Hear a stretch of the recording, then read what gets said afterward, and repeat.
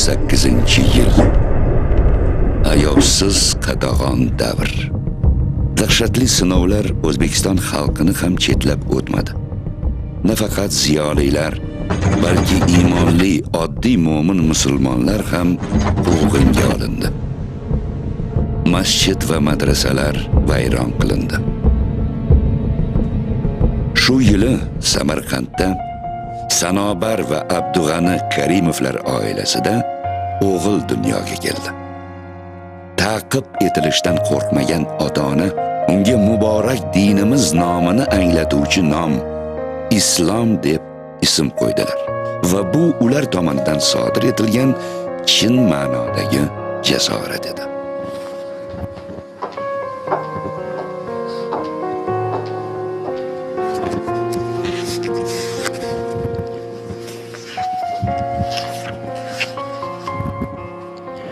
Вот здесь хранится архив за... Mana bu yerda 1938-yilning Samarqand shahri bo'yicha arxivi saqlanadi. O'sha yilda Samarqand shahrida 1694 ta o'g'il bola dunyoga kelgan, lekin faqat bitta bola islom nomi bilan qayd etilgan. Boshqalar farzandiga bunday ism qo'yishmagan.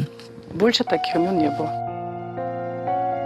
Odatimizga ko'ra, bolaga ism berilishi uning taqdirini belgilanishidir. Axir insonning ismi hech qachon tasodifiy bo'lmaydi. Islom oddiy xizmatchi oilasida tug'ilgan 6-farzand edi. Ona hamisha farzandlari va uy yumushlari bilan band bo'lardi. Kamtargina bu oilada og'ir mehnat tirikchilikning yagona manbai bo'lgani bois u bolaligidanoq mehnatning va bir burda nonning qiymatini yaxshi bilardi.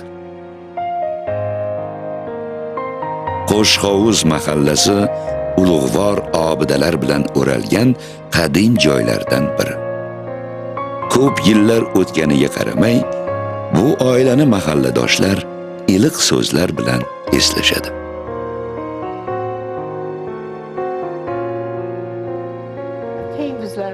Mavjuda Rahimberdiyeva Islom Karimovning onasi Sanobar ayani shunday xotirlaydi. Ularning hovlilarida o'rik daraxti bor edi. Qo'shnilarning bolalari o'ynab ko'chaga chiqsa, albatta qo'limizga biror narsani uzatib berib turardi. Menga aytdilarki, Mavjuda qizim, bu tomondan keling, men sizga o'rikni o'zim terib beraman dedilar.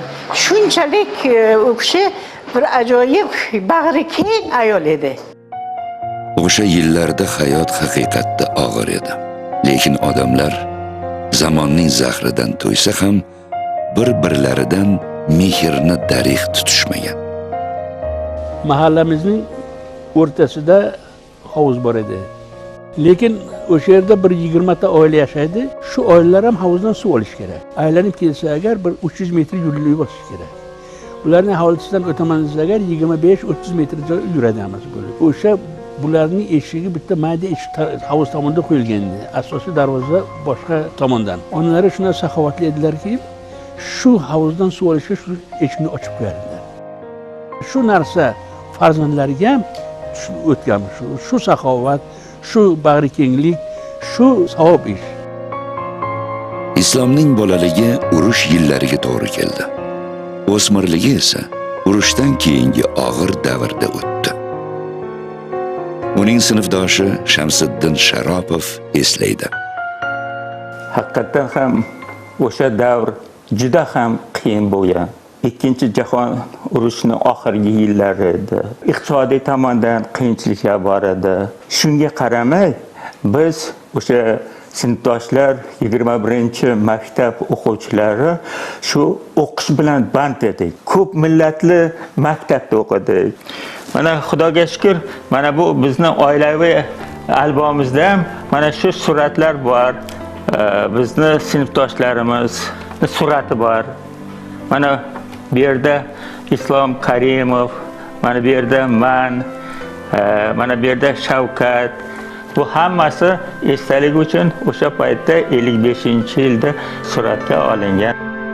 O'sha yillarda bir xonada o'tirib ta'lim olgan bolalar kelajakda oralaridan bittalari O'zbekiston taqdirida muhim tarixiy rol o'ynashini va uning birinchi prezidenti bo'lishini bilganmidilar? Yo'q, biz bilmasdik. Chunki biz o'qib yurardik. Maqsadimiz bitta edi. Ko'proq o'qish, ko'proq bilimdon bo'lish, bu har bir fanni chuqur egallash edi. Bizni guruhimizdan shunday odam chiqishini Allohning o'zi shu ko'rsatgan ekandi. O'shandan buyon ko'p suvlar oqib o'tdi. Bugun ularning ko'z oldida bolalikning manzaralari oq-qora suratda qiyofalanib, qadim Samarqandni, qadrdon maktabni yodga soladi. Muqaddas milliy obidalarimizdan biri hisoblangan Amir Temurning ulkan masjid majmui Bibi Xonim madrasasining narigi yuzida 21-sonli maktab joylashgan. Qani bir eslaylikchi, mana shu xonada, mana bu partalarda biz o'quvchilar o'tirardik. Masalan, mana shu partada o'tirsam, yonimda Islom Karimov o'tirardi va anaqada Shavkat o'tirardi.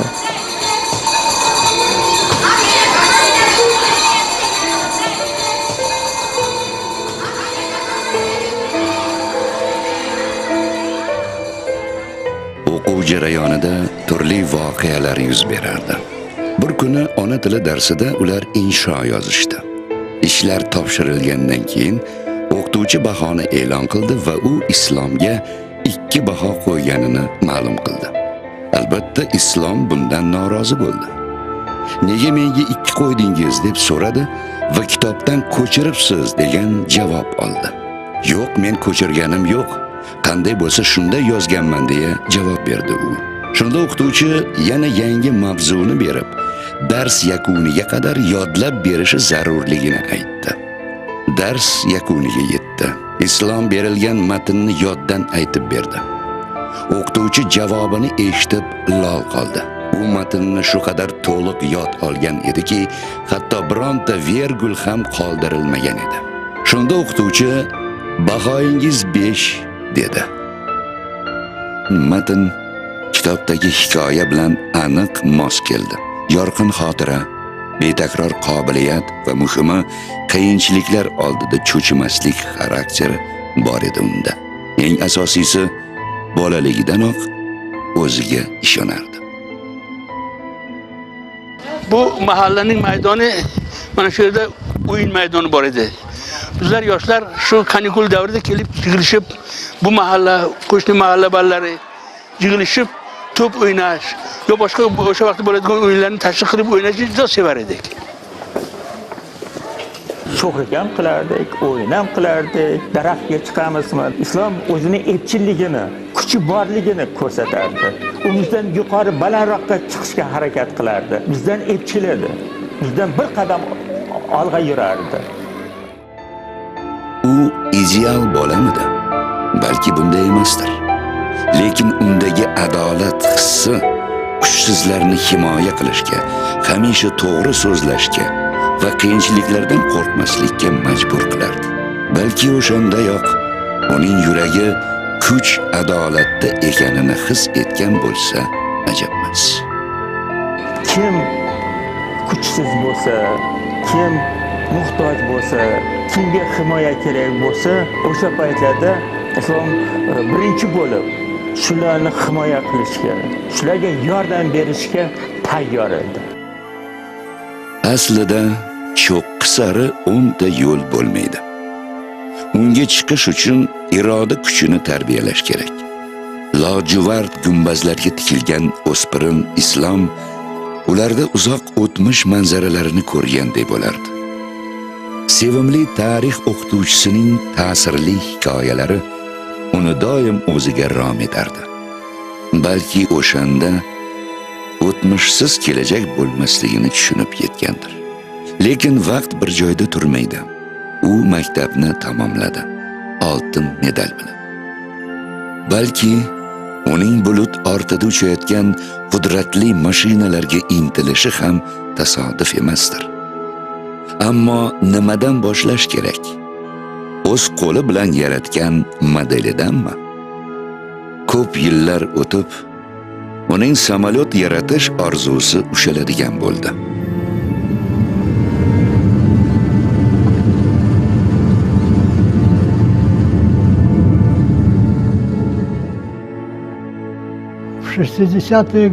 O'tgan asrning 60-yillarida bizning Toshkent aviatsiya zavodiga yangi avlod havo texnikasini ishlab chiqish uchun hukumat tomonidan ko'p topshiriqlar kelib tushdi.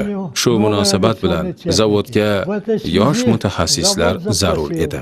Shu paytda Toshkent Politexnika institutidan bir guruh yoshlar ishga qabul qilindi. Ular orasida yosh mutaxassis Karimov ham bor edi.